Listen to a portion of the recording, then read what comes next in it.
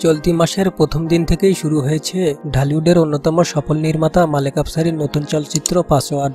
SK ফিল্মসের ব্যানারে নির্মিত হচ্ছে এই চলচ্চিত্রটি। এতে সুপারস্টার শাকিব খানের সঙ্গে আবারও দেখা যাবে দর্শকপ্রিয় নায়িকা বুবলিকে। কিন্তু মজার খবর হলো চলচ্চিত্রটির শুটিং শেষ হওয়ার আগেই শুরু হয়েছে এর হল বুকিং। যখন প্রদর্শক সমিতির নেতারা সারা দেশের হল বন্ধের ঘোষণা দিয়েছেন, ঠিক সেই সময় এই হল বুকিংয়ের খবরে যেন স্বস্তির নিঃশ্বাস ফেলছেন চলচ্চিত্র সংশ্লিষ্টরা।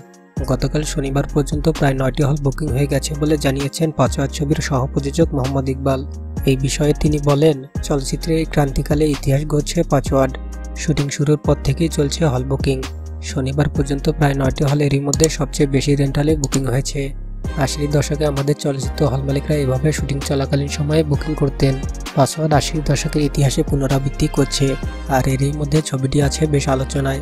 আশা করছে এই ছবি দিয়ে হল মালিকদের স্বপ্ন এবার পূরণ হবে। সারা দেশে বেশ ফাটিয়ে ব্যবসা করবে ছবিটি। পাসওয়ার্ড ছবিতে শাকিব খান, বুবলি ছাড়া আরও অভিনয় করেছেন চিত্রনায়ক ইমন, মিশা সওদাগর, ডন জাহিদ প্রমুখ। ছবিটি আসছে রোজার ঈদেই প্রেক্ষাগৃহে মুক্তি পাবে বলে জানিয়েছেন প্রযোজক ইকবাল।